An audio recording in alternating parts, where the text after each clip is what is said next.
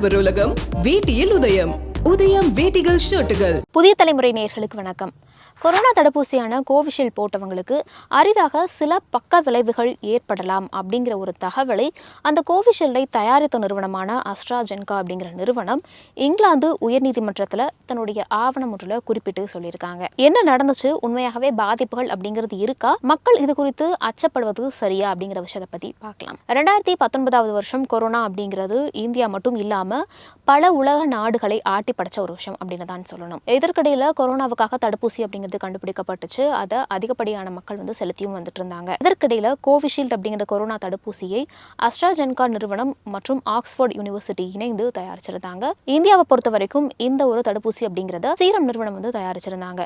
கோவிஷீல்டை பொறுத்த வரைக்கும் இந்தியாவில் அதிகப்படியான மக்கள் போட்டிருக்க ஒரு தடுப்பூசி அப்படின்னு தான் சொல்லணும். இதற்கிடையில கொஞ்சம் முன்னதாகவே பிரிட்டன்ல 51 வழக்குகள் அப்படிங்கிறது அஸ்ட்ராஜென்கா நிறுவனத்திற்கு எதிராக தொடரப்பட்டுச்சு. என்ன குறிப்பிட்டிருக்காங்க அப்படின்னு பார்த்தோம்னா, இந்த கோவிஷீல்டு தடுப்பூசியை இட்டதன் காரணமாக எங்களுக்கு நிறைய பக்க விளைவுகள் ஏற்படுது, அதே நேரத்தில் உயிரிழப்புகளும் ஏற்படுது அப்படிங்கிற விஷயத்தை குறிப்பிட்டு கேஸாவே ஃபைல் பண்ணியிருந்தாங்க. அது மட்டும் இல்லாம 100 மில்லியன் பவுண்ட் நஷ்ட ஈடா வேணும் அப்படிங்கிறதையுமே அவங்க கேட்டிருந்தாங்க. இதற்கிடையில இந்த வழக்கு அப்படிங்கிறது இங்கிலாந்து உயர்நீதிமன்றத்தில் விசாரணைக்கு வந்துச்சு. அப்போ அஸ்ட்ராஜென்கா தரப்புல இருந்து, அந்த நிறுவனத்தினுடைய தரப்புல இருந்து நிறைய ஆவணங்கள் அப்படிங்கிறது சமர்ப்பிக்கப்பட்டுச்சு. அந்த ஆவணத்துல குறிப்பிட்ட ஒரு பகுதி தான் இப்போ அதிக அளவில் பேசு பொருளாக மாறி இருக்கு. அதுல என்ன குறிப்பிட்டிருக்காங்க அப்படின்னு பார்க்கும்போது, இந்த கோவிஷீல்டு வேக்சினை பொறுத்த வரைக்குமே அரிதாக சில சந்தர்ப்பங்கள்ல பக்க விளைவுகளை ஏற்படுத்தும், சைடு எஃபெக்ட்ஸ் ஏற்படுத்தும் அப்படிங்கறத அந்த நிறுவனம் குறிப்பிட்டிருக்காங்க.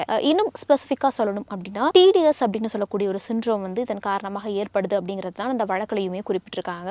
டிடிஎஸ் அப்படிங்கிறது என்ன மாதிரியான விளைவுகளை ஏற்படுத்தும்னு பார்க்கும்போது, பிளட் கிளாட்ஸ், அது மட்டும் இல்லாம ரத்த தட்டுகள்னு சொல்லக்கூடிய அந்த பிளேட்லெட்ஸ் கவுண்ட் குறையிறது, இந்த மாதிரியான விளைவுகளை ஏற்படுத்தும் அப்படிங்கிறதையும் குறிப்பிட்டிருந்தாங்க. அஸ்ட்ராஜெனகா நிறுவனம் என்ன சொல்லியிருக்காங்க அப்படின்னா, ஆமா கோவிஷீல்டு வேக்சின் போட்ட சிலருக்கு இந்த டிடிஎஸ் பாதிப்பு அப்படிங்கிறது இருக்கு. அதே நேரத்தில் கோவிஷீல்டு தடுப்பூசி போட்டவங்களுக்கு மட்டும்தான் இந்த பாதிப்பு ஏற்படுதா அப்படின்னு கேட்டால் கிடையாது.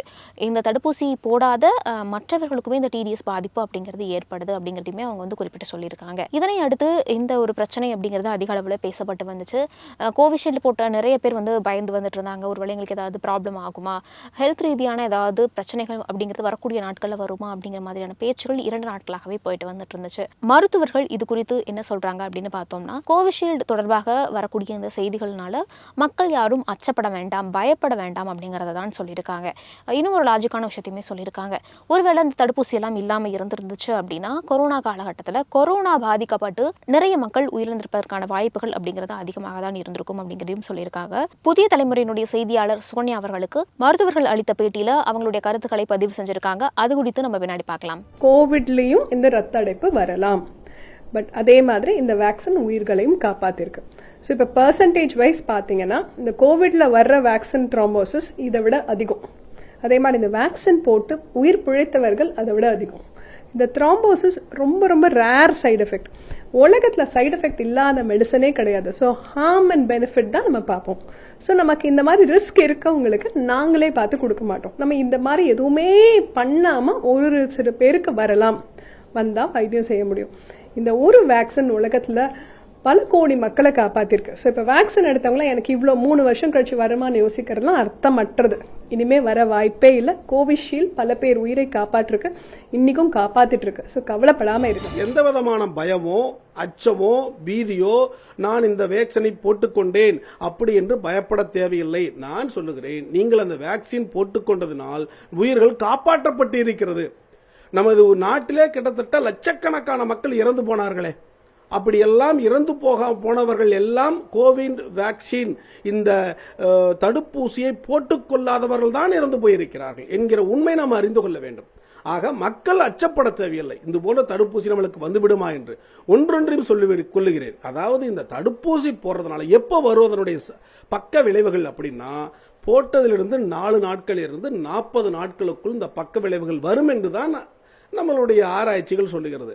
ஒரு 6 மாசத்துக்கு பிறகு, 8 மாசத்துக்கு பிறகு, 1 வருஷத்துக்கு பிறகு இந்த மாதிரி பிரச்சனைகள்லாம் வந்தால் அது தடுப்பூசியினால் கிடையாது, வியாதியினுடைய தன்மையினாலேயே அதனுடைய பக்க விளைவுகள் இருக்கும். அதையும் நாம் புரிந்து கொள்ள வேண்டும்.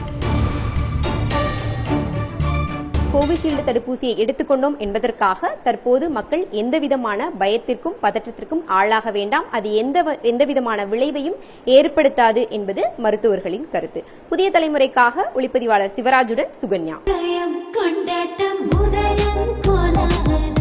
ஆடவர் உலகம் வேட்டியில் உதயம். உதயம் வேட்டிகள் ஷர்ட்டுகள்.